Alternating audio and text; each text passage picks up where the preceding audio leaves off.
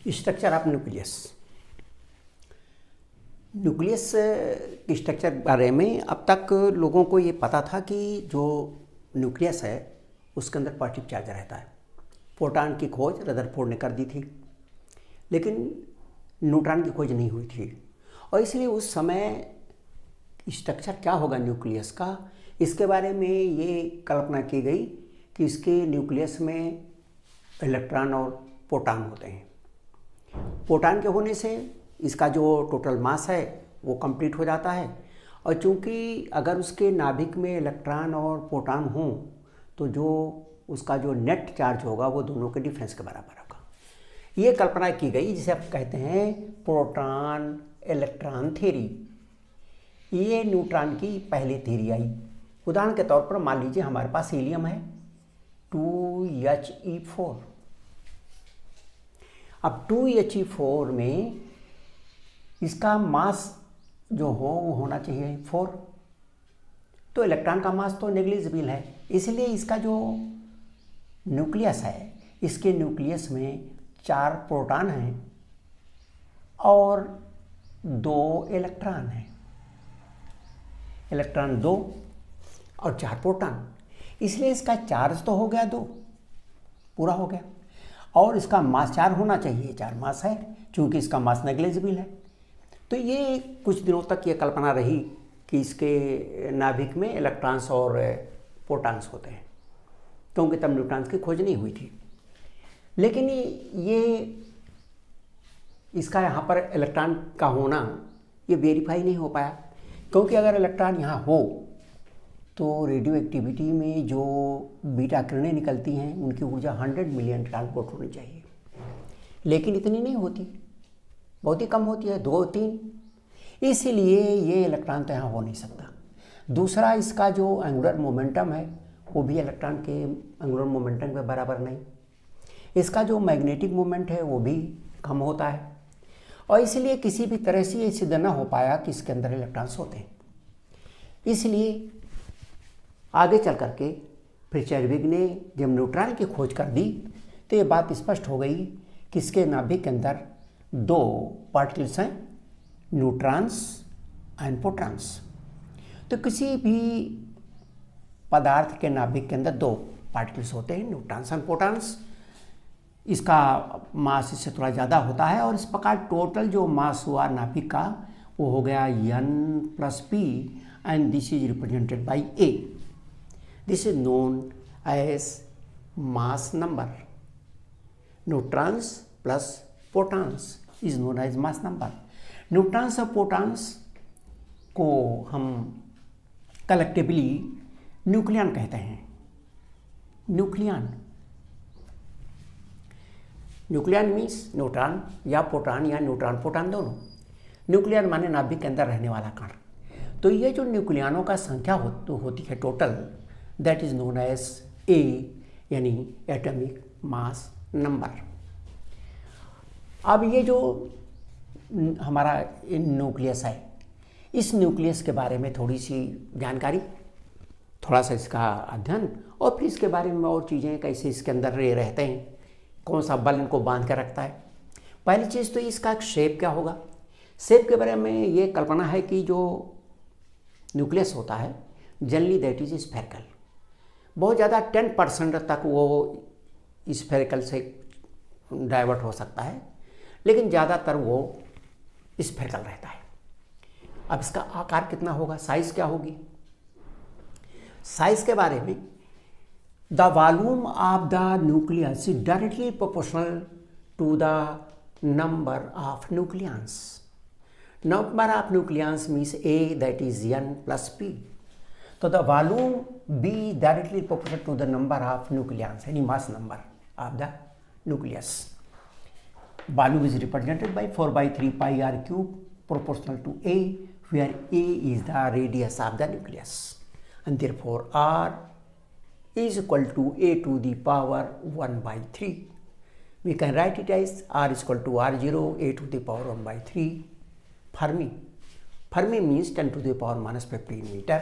अगर मीटर में लिखेंगे तो 10 to the power 15 और रहेगा, otherwise it is written in Fermi.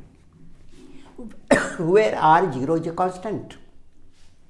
ये जो कांस्टेंट है एक्सपेरिमेंटली इसकी वैल्यू 1.2 इंटू 10⁻⁻15 मीटर, और you can say this comes out to be 1.2 fermi. Experimentally इसकी वैल्यू इतनी कैलकुलेट हुई, तो एक तरह से जब समझिए ये हमारा इसका कांस्टेंट है। ये तो हो गया इसका रेडियस, न्यूक्लियस का कितना होगा। न्यूक्लियस के इस रेडियस के बाद इसकी डेंसिटी कितनी होगी। अब अगर न्यूक्लियस की डेंसिटी देखें तो जो न्यूक्लियंस हैं, न्यूट्रॉन्स और प्रोटॉन्स, न्यूट्रॉन्स और प्रोटॉन्स की एग्जैक्ट जो मास है वो बराबर नहीं है, लेकिन अगर इसको जोड़ करके इनके नंबर से डिवाइड कर दें तो इसकी एवरेज मास आ जाएगा।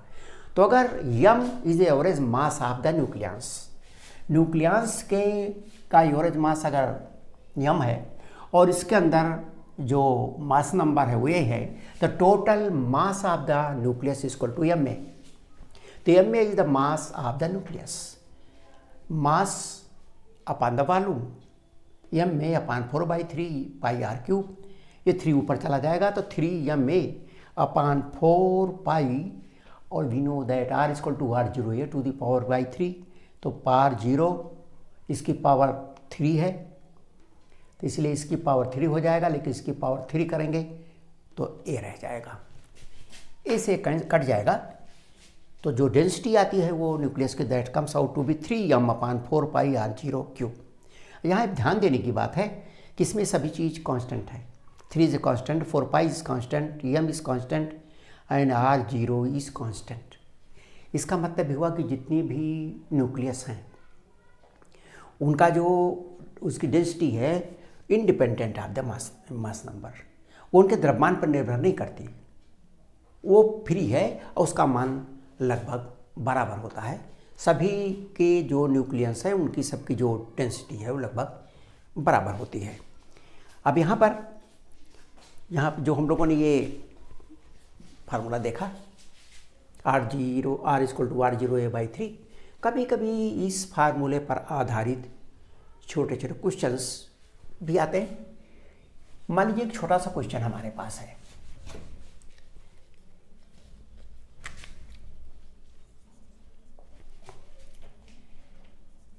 the radius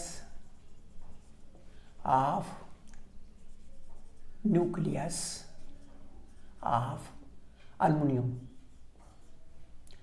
अल्युमिनियम यह है आपका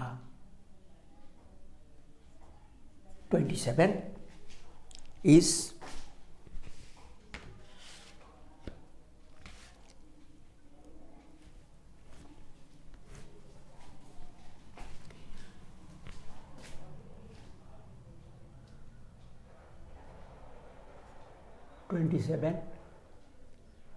is 3.6 Fermi. Find the radius of 52 Thorium 125.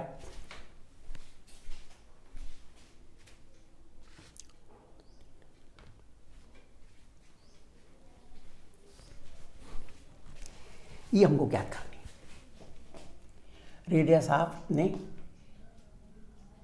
Nucleus. इसी फार्मूले पर आधारित है। Here we know that R is proportional to A to the power 1/3. Therefore, R aluminum upon R chlorine is equal to A. A is the atomic weight. This is 27. A 27 for aluminum, and here for tellurium this is 125. 1/3, 1/3. This is equal to 3 and this is equal to 5. And therefore R tellurium is equal to R aluminum into 5/3 which is equal to aluminium का radius दिया है। The radius of the nucleus of the aluminium is 3.6 Fermi.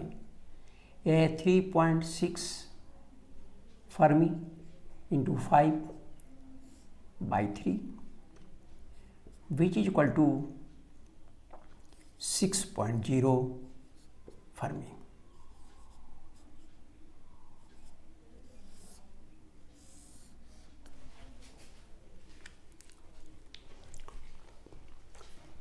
इसके बाद आता है atomic mass unit.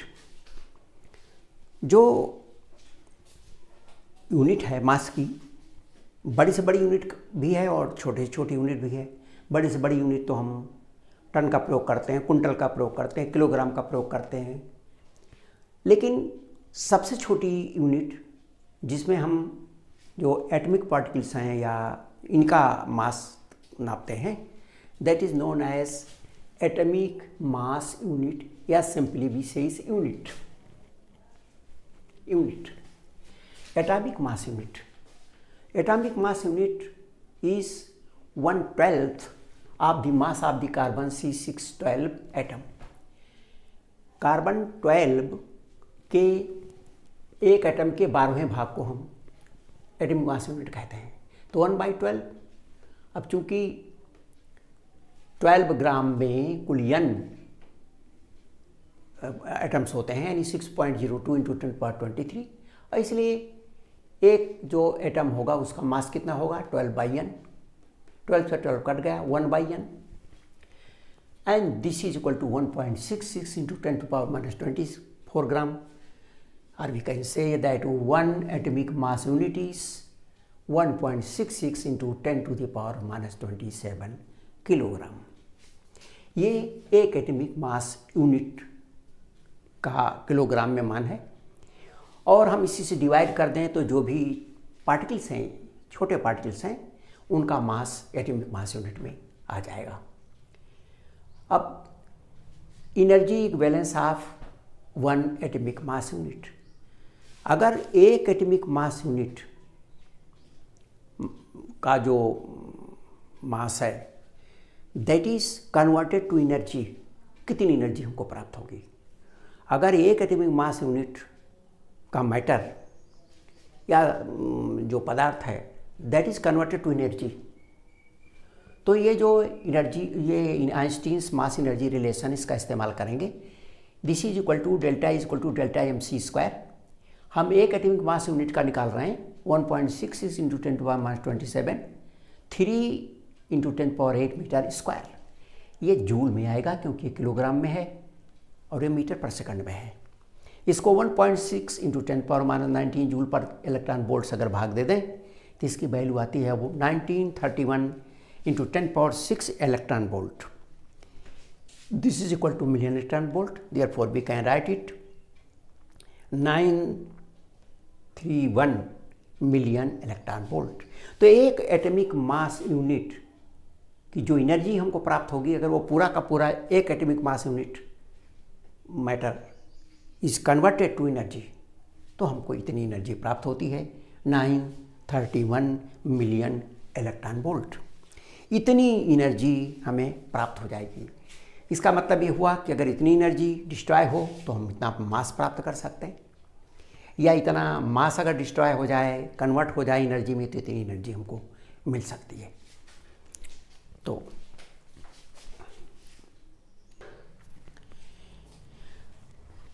on the basis of the number of neutrons and protons in the nucleus, we classify the nucleus in 3: isotopes, isobars and isotones.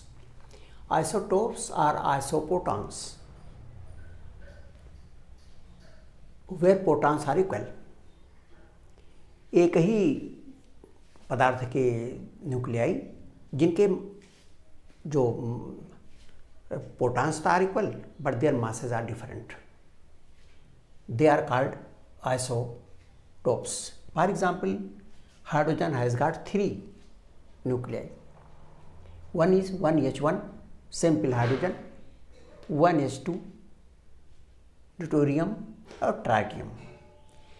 यहाँ पर मास इसका 3 है, इसका 2 है, इसका 1 है, but they has the same number of protons. तो ये आइसोटोप्स हाइड्रोजन के हैं।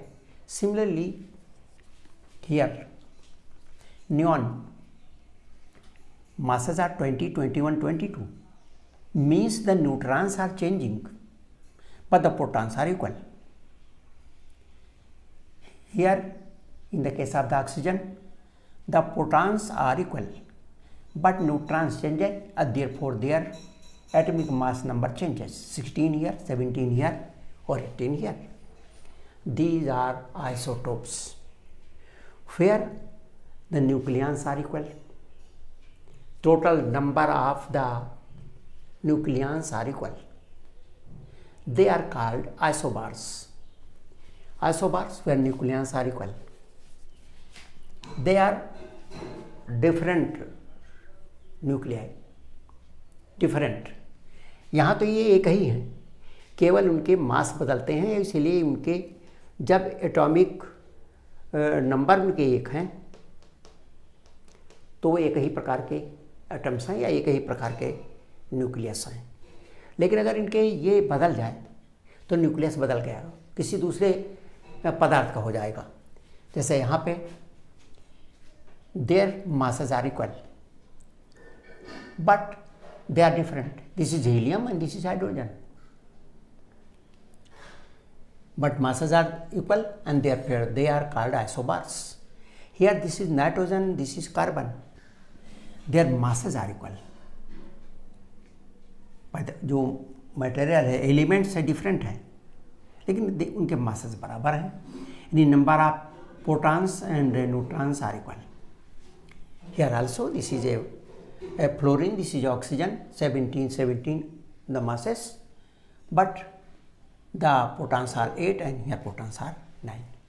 So these are isobars. Third type of nucleus are isotones, where neutrons are equal. Here protons are equal, here the sum of the neutrons or protons are equal, and in isotones the number of neutrons are equal. Lithium and beryllium, they are different elements. Protons are equal, protons are different, but neutrons are equal. Neutrons बराबर होते हैं, the neutron is equal to Z minus A. Z means the total number, A minus Z. A is this number and Z is this number. The neutron is equal to, here neutron is equal to 7 minus 3 बराबर 4, here neutron is equal to 8 minus 4 बराबर 4, here neutron is equal to 3 minus 1 is equal to 2, here neutron is equal to 4 minus 2 is equal to 2, here neutron is equal to 23 minus 11 is equal to 12, और यहाँ neutron बराबर 24 minus 12 is equal to 12। तो ये है आपका the classification of nucleus. We know that in nucleus the nucleons are bound together, they are bound together, we cannot separate them easily. It means there is an attractive force acting between the nucleons. In nucleons, two types of nucleons are there: neutrons which have no charge, protons which have positive charge. Positive charges are on the protons, therefore protons repel each other. Neutrons have no charge, but these neutrons and protons and all the nucleons in the nucleus are bound together. उनको बांध के रखने वाला कौन सा force हुआ? कोई न कोई विशेष प्रकार का फोर्स है जो उनको आपस में बांधे रखता है, जिससे कि वो न्यूक्लियस बाहर जा नहीं सकते। जो उनको बांध के रखने वाला फोर्स है, the force acting in the nucleus, the force acting among the nucleons is nuclear force. The nuclear force is a special type of force और वो फोर्स की क्या विशेषता है? तो न्यूक्लियर फोर्स की पहली विशेषता तो ये है कि that is attractive force, that is not repulsive force. It means this force is attractive between neutrons and neutrons. This is attractive between protons and protons. This is attractive between neutrons and protons. यानी everywhere they are attractive forces. Neutron neutron को attract करता है, neutron proton को attract करता है, proton proton को attract करता है. इसका मतलब ये जो फोर्स लग रहा है ये इन सभी न्यूक्लियस के बीच कार्य करता है. और ये फोर्स इस बात पर डिपेंड नहीं करता कि किस पर चार्ज है, किस पर चार्ज नहीं है. तो दिस इज अट्रैक्टिव फोर्स. पहली जो इसकी विशेषता है, इट इज़ अट्रैक्टिव, यह हमेशा अट्रैक्टिव फोर्स है. Secondly, this is non electrical force. ये इलेक्ट्रिकल फोर्स नहीं है क्योंकि यहाँ तो इसके ऊपर इलेक्ट्रिसिटी नहीं है. Still there is this force. Here is not electricity, here is electricity, but there is also the equal force. It means this is non-electrical force. ये इस पर निर्भर नहीं करता कि किस पर चार्ज है और किस पर चार्ज नहीं है. Non-gravitational force. Gravitational force is very feeble, very light force. In comparison to the gravitational force, this is very powerful, very strong force. So this is non-gravitational force. Strongest force in the world. विश्व में अब तक जो जानकारी हुई है, जितना ज्ञात है हमें, उसमें सबसे स्ट्रांगेस्ट फोर्स है, ये सबसे पावरफुल फोर्स है. तो strongest force short range force. Short range का मतलब कि ये केवल न्यूक्लियर डिस्टेंसेस तक ही काम करता है. इसका जो एग्जिस्टेंस है केवल इसी के अंदर है. शॉर्ट रेंज ये इस न्यूक्लियस के अंदर ही इसका है, with in nucleus. With in nucleus. Nucleus के बाहर गए तो डिस्टेंस बढ़ जाएगी और ये फोर्स खत्म हो जाएगा. तो ये फोर्स केवल यहीं काम करता है, इसी के बीच में काम करता है. यानी for this force that is nuclear force, the distance should be less than 10 to the power minus 15 metre. यानी एक फर्मी की दूरी से कम की दूरियों पर ही काम करता है, वहीं ये एक्टिव होता है. तो this is active with in the nucleus. This is short range force. Nucleus के अंदर ही काम करता है. द फोर्स है सैचुरेशन प्रॉपर्टी. सैचुरेशन प्रॉपर्टी का ये मतलब हो गया कि ये चाहे वो न्यूट्रॉन्स हो चाहे वो प्रोटॉन्स हो, ये एक विशेष दूरी तक के न्यूट्रॉनों और प्रोटॉनों के बीच ही कार्य करता है. इस सैचुरेशन प्रॉपर्टीज में, अब इसके आगे नहीं, इस पूरे न्यूक्लियस के अंदर जितने न्यूट्रॉन्स प्रोटॉन्स सबके बीच ये काम नहीं करता. ये एक विशेष दूरी के अंदर के न्यूट्रॉन प्रोटॉन्स के बीच काम करेगा, फिर ये इस विशेष दूरी के अंदर के न्यूट्रॉन प्रोटॉन्स के बीच काम करेगा. यानी इसकी एक सैचुरेशन प्रॉपर्टी है. एक विशेष यानी वॉल्यूम के अंदर के जो न्यूट्रॉन्स प्रोटॉन्स हैं वो एक दूसरे पर ये न्यूक्लियर फोर्स लगाते हैं. तो इसमें सैचुरेशन की प्रॉपर्टी है. यानी इसके बाद इसके आगे काम नहीं करेगा. अब जब यहाँ पहुँच जाएंगे आप, ये अपने आगे काम करेगा, इस तरह ये इसके आगे काम करेगा, वो वाला और आगे काम करेगा, इतनी दूर तक काम नहीं करेगा. मानी पूरे न्यूक्लियस के अंदर प्रत्येक न्यूक्लियनों के बीच ये फोर्स काम नहीं करता, बल्कि आसपास के न्यूक्लियनों के बीच ये कार्य करता है. तो ये द फोर्स है saturation property. Spin dependent force, ये स्पिन पर निर्भर करता है. जो सिमिलर स्पिन के पार्टिकल्स हैं उनके बीच इसका मान ज़्यादा रहता है और अपोजिट स्पिन्स के बीच इसका मान कम रहता है. सिमिलर स्पिन्स के बीच इसका मान ज़्यादा. अगर स्पिन सिमिलर है, फोर्स ज़्यादा.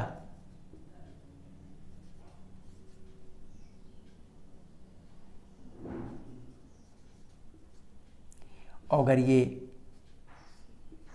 एंटी स्पिन है तो फोर्स लेस.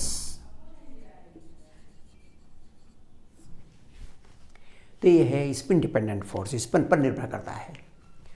और ये जो फोर्स काम करता है दैट इज एक्सचेंज फोर्स। ये फोर्स पैदा कैसे होता है? This is due to the exchange of a particular particle between the nucleus that is known as pi meson. एक से दूसरे में वो एक्सचेंज होता रहता है और उसके कारण से इनके बीच में एक फोर्स पैदा हो जाता है that is known as nuclear force. तो दिस इज एक्सचेंज फोर्स। और ये जो एक्सचेंज होता है इनके बीच में, इनके बीच जो एक्सचेंज होता है वो that is pi mason. Exchange force में पाई मेसन का एक्सचेंज होता है। ये प्रोटॉन के बीच, प्रोटॉन न्यूट्रॉन के बीच, न्यूट्रॉन के बीच, इन सब के बीच इसका एक्सचेंज होता रहता है और इसके कारण से इनके बीच में ये फोर्स पैदा होता है। तो ये जो हमारा न्यूक्लियर फोर्स है जो किसी भी न्यूक्लियस को बांध कर रखता है, इस फोर्स की ये कुछ विशेषताएं हैं। अब हम जानते हैं कि न्यूक्लियस अगर छोटा है तो उसके अंदर हाइड्रोजन को छोड़ दें तो न्यूट्रॉन और प्रोटॉन की संख्या लगभग बराबर होती। और अगर बड़े न्यूक्लियस हैं तो उसमें न्यूट्रॉन की संख्या बढ़ने लगती है। अगर न्यूट्रॉन और प्रोटॉन की संख्या बराबर है तो हम जानते हैं कि जो हमारा न्यूक्लियर फोर्स है वो न्यूट्रॉन्स और प्रोटॉन्स को आपस में बांधने की कोशिश करता है। चूँकि न्यूक्लियस छोटा है इसलिए वो सारे न्यूक्लियस को आपस में न्यूक्लियर फोर्स बांध के रखता है। और जो प्रोटॉनों के बीच में रिपल्सिव इलेक्ट्रिकल फोर्स काम करता है वो उसको दूर भगाने की कोशिश करता है। लेकिन छोटे जो न्यूक्लियाई हैं उनमें ये फोर्स और बाहर का जो न्यूक्लियर फोर्स है और जो लाइटर न्यूक्लियाई में electrical force is balanced by the nuclear force. Nuclear force उसको बैलेंस करता है और इसीलिए हमारा नाभिक आपस में बंधा रहता है। In lighter nuclei the electrical force is less than nuclear force और इसीलिए मजबूती से वो बंधे रहते हैं न्यूक्लियस। उनके किसी भी न्यूक्लियन को बाहर निकल नहीं सकते वो। In heavier nuclei where N is greater than P, चूँकि जो रिपल्सिव फोर्स है वो ज़्यादा हो जाता है क्योंकि रिपल्सिव फोर्स तो काम करता है पूरे न्यूक्लियस में। रिपल्सिव फोर्स तो न्यूक्लियर डिस्टेंसेस के लिए और बड़ी डिस्टेंसेस के लिए दोनों के लिए अप्लाई होता है। और जबकि अट्रैक्टिव फोर्स जो न्यूक्लियर फोर्स है ये केवल सैचुरेशन प्रॉपर्टीज में ये थोड़ी दूर के न्यूक्लियन के बीच काम करता है। तो जब थोड़ी दूर के न्यूक्लियनों के बीच काम करता है और रिपल्सिव फोर्स पूरे पे काम करता है तो repulsive force exceeds the nuclear attractive force and therefore the heavy nucleus are unstable. Hence they are unstable.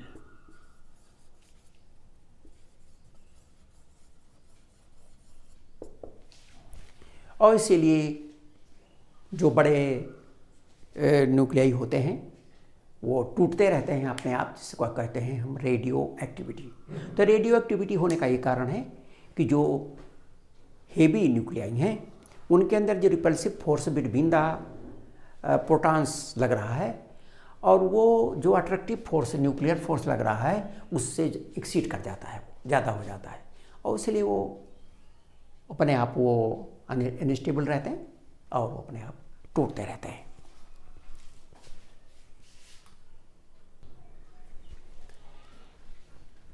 Pair annihilation. Pair means two at one time. When positron and electron come close, they annihilate and give two gamma photons. चूँकि ये particle और ये anti particles हैं दूसरे के, this is electron और electron का anti particle है पॉजिट्रॉन। सारी प्रॉपर्टीज इनकी समान है, केवल इनके चार्जेस अपोजिट हैं। तो ये एंटी पार्टिकल्स हैं। Whenever two antiparticles come close to each other, तो वो आपस में समाप्त हो जाते हैं और वो एनर्जी में कन्वर्ट हो जाते हैं, वो नष्ट हो जाते हैं। यहाँ भी इनका अनहिलेशन हो जाता है।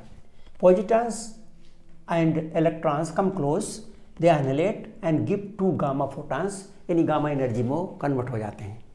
And this is called pair annihilation process.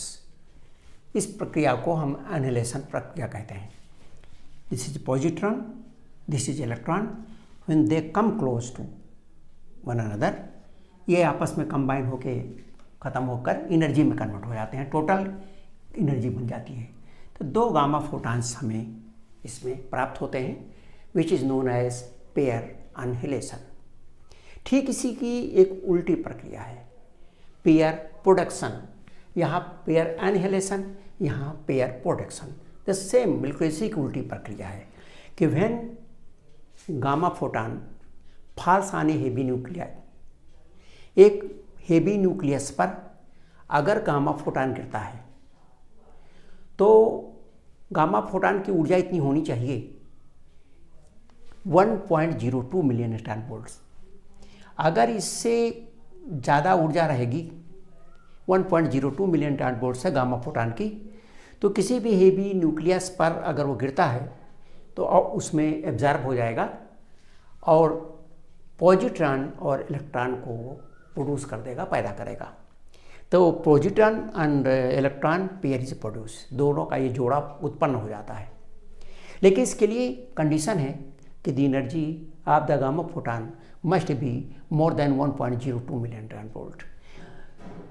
अगर इतनी ऊर्जा नहीं होगी तो फिर ये पेयर प्रोडक्शन नहीं होगा, फिर या तो इसमें से इलेक्ट्रॉन निकलेगा, अकेला इलेक्ट्रॉन निकलेगा, एक कॉम्पटन इफेक्ट दिखाई पड़ेगा, जिसे हम कहते हैं फोटो इलेक्ट्रिक इफेक्ट या कॉम्पटन इफेक्ट। तो अगर इससे एनर्जी कम है तो या तो कॉम्पटन इफेक्ट मिले या फोटो इलेक्ट्रिक इफेक्ट मिले। पेयर प्रोडक्शन के लिए gamma photon which is incident on the heavy nucleus that must be more than 1.02 million Newton volt. और ये जब इतनी एनर्जी का गामा फोटॉन किसी हेवी न्यूक्लियस पर पड़ता है तो इलेक्ट्रॉन और पॉजिट्रॉन दोनों पैदा होते हैं। अब इलेक्ट्रॉन और पॉजिट्रॉन के मासेस तो बराबर हैं, चार्ज अपोजिट हैं, लेकिन जो इलेक्ट्रॉन है चूँकि ये पॉजिटिवली चार्ज है, इलेक्ट्रॉन का इसके ऊपर अट्रैक्टिव फोर्स लगता है, इसलिए इसकी काइनेटिक एनर्जी घट जाती है और इसके ऊपर लगता है रिपल्सिव फोर्स, इसलिए इसकी एनर्जी बढ़ जाती है। तो यहाँ पर एनर्जी दोनों के बराबर नहीं रहती। जो पॉजिट्रॉन है that has more energy and the electron has less energy because there is attractive force, there is repulsive force. तो ये हो गया आपका पेयर प्रोडक्शन। तो pair annihilation and pair production, these are nuclear processes. इसके बाद एक चीज़ आती है जिसे कहते हैं मास डिफेक्ट। मास डिफेक्ट जो पदार्थ बनता है उसका न्यूक्लियस बनता है, न्यूक्लियस को बनाने वाले जो न्यूक्लियस हैं, यदि उनको हम अलग अलग रखें, न्यूक्लियस एक दूसरे से अलग हैं, दूर हैं, तो उनका मास ज़्यादा रहता है। When they come very close to each other, वो न्यूक्लियर डिस्टेंस के अंदर जब आ जाते हैं तो वो आपस में मिलते हैं, उस समय उनके मासेस कम हो जाते हैं और जो मास कम होता है that is known as mass defect. तो मास डिफेक्ट हुआ कि जो न्यूक्लियस हैं, फ्री न्यूक्लियस, उनका मास, और जब वो कंबाइन होकर न्यूक्लियस बना देते हैं, न्यूक्लियन मिलकर के न्यूक्लियस बना देते हैं, तो उसका मास का जो डिफरेंस आता है that is known as the mass defect. और ये मास डिफेक्ट को हम कह सकते हैं दिस इज MP माने मास of the proton, Z is number of protons, this is mass of the protons. और हमने total number atomic mass number से Z को घटा दिया तो न्यूट्रॉन की संख्या आ गई, न्यूट्रॉन के द्रव्यमान से गुणा कर दिया तो ये पूरा आ गया मास ऑफ द न्यूक्लियस, और Mn is the mass of the nucleus. तो mass of the nucleus is always lesser than the mass of the nucleus, और जो इसका डिफरेंस आता है that is known as the mass defect. Mass defect में जब nucleus combine होकर के और न्यूक्लियस को बनाते हैं, उनका जो मास घटता है, मास डिफेक्ट पैदा होता है, तो वो द्रव्यमान इज कन्वर्टेड इनटू एनर्जी। जो आइंस्टीन मास रिलेशन है इक्वल टू mc², उसके हिसाब से ये एनर्जी में कन्वर्ट हो जाता है और ये एनर्जी बाहर निकल जाती है। और जब ये एनर्जी बाहर निकल गई तो जो मास डिफेक्ट हुआ वो मास डिफेक्ट बना ही रह गया। वो एनर्जी जब उतनी मिल जाएगी तब फिर इसको उतना ही मास मिलेगा और फिर अलग अलग हो जाएगा। लेकिन अगर ऐसा नहीं हुआ तो सारे न्यूक्लियन अपन बंधे रहते हैं। तो जो ये बाइंडिंग एनर्जी है, that binding energy is produced due to the mass defect. अब ये जो हमारा मास डिफेक्ट है, कितनी एनर्जी पैदा होती है और कितना एनर्जी हीलियम की होगी या कितनी एनर्जी ड्यूटेरियम की होगी, इन सब की एनर्जी को हम कैलकुलेट कर सकते हैं कि इनकी जो बाइंडिंग एनर्जी होगी कितनी होगी due to the mass defect. क्योंकि जब ड्यूटेरियम बना, हीलियम बना, हाइड्रोजन बना या यानी जो कुछ भी एलिमेंट्स हैं उनके जो न्यूक्लियाई बने, तो न्यूक्लियन का अपने आप मास घट गया मिल जाने पर। जितना उनको अलग अलग करने पर मास होना चाहिए उससे कम हो जाता है और इसलिए वो जो कम हो गया वो एनर्जी बन के निकल गया और वही एनर्जी जो निकल गई वही उसी कारण से वापस में दे आर बाउंड टुगेदर। उतनी एनर्जी वो पाएंगे तो फ्री होंगे, नहीं उसमें बंधे रहेंगे।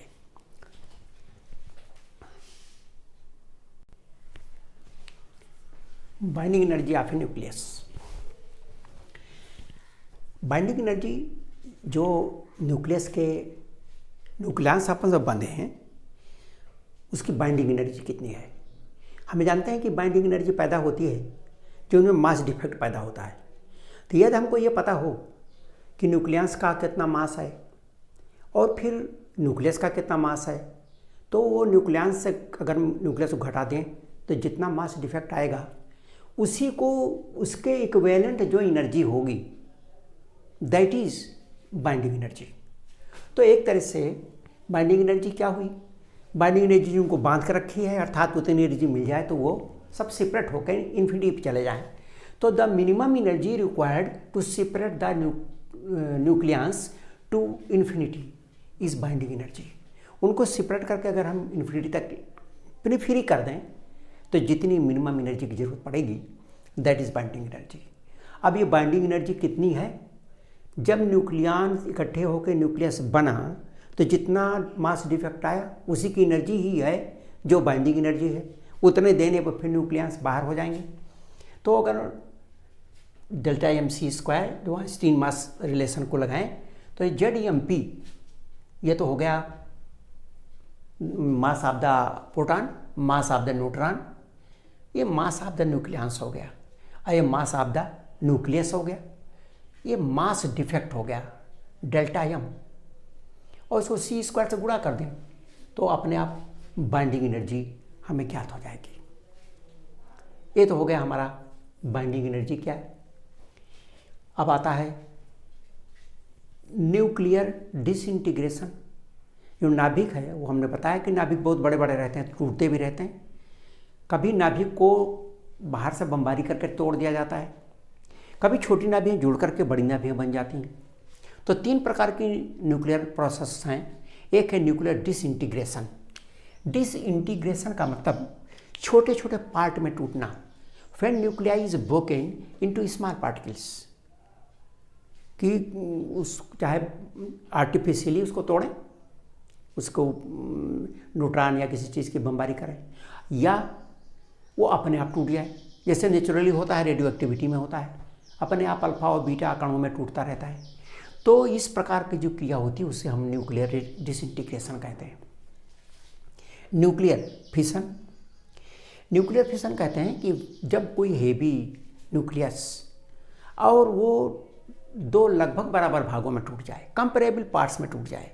When heavy nucleus is broken into comparable fragments, लगभग बराबर भागों में टूट जाता है तो उसमें बहुत सारी एनर्जी भी रिलीज होती है और 2 लगभग बराबर पार्ट निकलते हैं, तो उसे हम कहते हैं न्यूक्लियर फिशन। ये इसका एग्जाम्पल है। यूरेनियम 235 पर अगर न्यूट्रॉन डाला जाए, ये न्यूट्रॉन इसकी नाभिक में चला जाता है और डिसबैलेंस होकर के फट जाता है, तो 2 इसके फ्रेगमेंट्स मिलते हैं, बेरियम और क्रिप्टन। वैसे तो और भी मिलते हैं लेकिन जनरली ये 2 मिलते हैं। ये लगभग दोनों बराबर हैं, 56 और 36। लगभग 3 न्यूट्रॉन्स इसमें से रिलीज होते हैं और बहुत सारी एनर्जी बाहर निकलती है। तो यह है न्यूक्लियर फिशन। अब देखिए न्यूक्लियर फिशन और न्यूक्लियर डिसइंटीग्रेशन में डिफरेंस है। इसमें छोटे छोटे पार्ट में टूटता है, जैसे रेडियो एक्टिविटी है, उस पर हमारा कोई नियंत्रण नहीं है, we can not control it. लेकिन जो न्यूक्लियर फिशन है वो हम ही फिशन करते हैं, इसलिए हमारे हाथ में रहता है, हम कंट्रोल कर सकते हैं। और इसके बाद अगला है nuclear fusion. When small nuclei are combined to form a big nuclei or heavy nuclei. तो when 2 or more lighter nuclei combine to give a heavy nucleus, this is called fusion। कि जो हाइड्रोजन के nuclei हैं वो मिलते हैं तो helium बन जाता है। हाइड्रोजन बम में इसी प्रोसेस का इस्तेमाल होता है, इसे हम कहते हैं न्यूक्लियर फिशन। तो in nuclear fission lighter nuclei hydrogen combine to form ये हेवी न्यूक्लियाई हीलियम। जब छोटा न्यूक्लियाई बड़ा न्यूक्लियाई बनता है तो उसकी बाइंडिंग एनर्जी बढ़ जाती है। इसलिए जब बड़ा न्यूक्लियाई बनेगा तो बाइंडिंग एनर्जी बढ़ने का मतलब उसमें से बहुत सारी ऊर्जा बाहर निकलेगी और तभी ज़्यादा बाइंडिंग एनर्जी से वो बंधेगा। इसलिए छोटी न्यूक्लियाई जब मिलकर बड़ी न्यूक्लियाई बनती है तो बहुत सारी ऊर्जा बाहर निकलती है। ये तो हो गए कुछ हमारे जो डेफिनेशंस है इस चैप्टर के, और 2 एक छोटे से न्यूमेरिकल्स हैं जो हम करते हैं। बाइंडिंग एनर्जी कैलकुलेट करना है। Find binding energy of deuteron and helium. Proton का एटॉमिक मास यूनिट में मास दिया हुआ है, न्यूट्रॉन का दिया हुआ है, ये हीलियम का नाभिक का दिया हुआ है, हीलियम की न्यूक्लियाई का दिया हुआ है, ड्यूट्रॉन का दिया हुआ है। अब ड्यूट्रॉन के लिए हमको निकालना है, तो फॉर ड्यूट्रॉन एक न्यूक्लियन यानी प्रोटॉन का मास ये है, एक न्यूट्रॉन का मास ये है, इतने यूनिट ये है, इतने यूनिट ये है। इसको टोटल कर दिया तो मास ऑफ न्यूक्लियंस आ गया, इतने यूनिट। ये मास ऑफ द न्यूक्लियंस है। लेकिन जो आपका ये ड्यूट्रॉन है इसके न्यूक्लियस का मास दिया हुआ है 2.0 इतना यूनिट। इसलिए जो मास डिफेक्ट हुआ, कितना बनने पर उसके नाभिक में कितने उसके द्रव्यमान में कमी हो गई, that mass defect is equal to subtract it, that comes out to be this. अब 0.00242 एटॉमिक मास यूनिट का मास डिफेक्ट है। हमें जानते हैं कि अगर एक एटॉमिक मास यूनिट एनर्जी में बदलता है तो that is equivalent to 131 million electron volt energy, एक एटॉमिक मास यूनिट। इसलिए इतने एटॉमिक मास यूनिट से कितनी एनर्जी हमको मिलेगी, मल्टीप्लाई कर दिया तो ये आ गई एनर्जी। लेकिन ये जो एनर्जी प्राप्त हुई, जनरली जो एनर्जी कैलकुलेट होती है वो टोटल नहीं कैलकुलेट होती, बल्कि पर न्यूक्लियन, एक न्यूक्लियन पर कितनी एनर्जी आ रही है, तो पर न्यूक्लियन करने के लिए न्यूक्लियन की संख्या से भाग दे देते हैं। तो binding energy per nucleon is delta E upon A. चूँकि ड्यूट्रॉन में 2 ही न्यूक्लियंस हैं, 2 से डिवाइड कर दिया, 1.126 million ton volt per nucleon. Similarly for helium या अल्फा पार्टिकल, इसमें 2 प्रोटॉन्स हैं और 2 न्यूट्रॉन्स हैं। तो एक प्रोटॉन एक न्यूट्रॉन्स का दिया हुआ है इतने एटॉमिक मास यूनिट, इसलिए 2 प्रोटॉन और 2 न्यूट्रॉन को अगर लेंगे तो जस्ट इसी का ट्वाइस हो जाएगा। इसको हम इस प्रकार कर सकते हैं, हमने इनका निकाला हुआ है एक एक का, इसी का ट्वाइस कर दिया तो 2 का आ गया। मास ऑफ द न्यूक्लियस ये दिया हुआ है, मास ऑफ द न्यूक्लियस ये दिया है, ये यहाँ हीलियम के मास न्यूक्लियस का मास दिया है, सबट्रैक्ट कर दिया तो मास डिफेक्ट आ गया। ये दिस इज मास डिफेक्ट।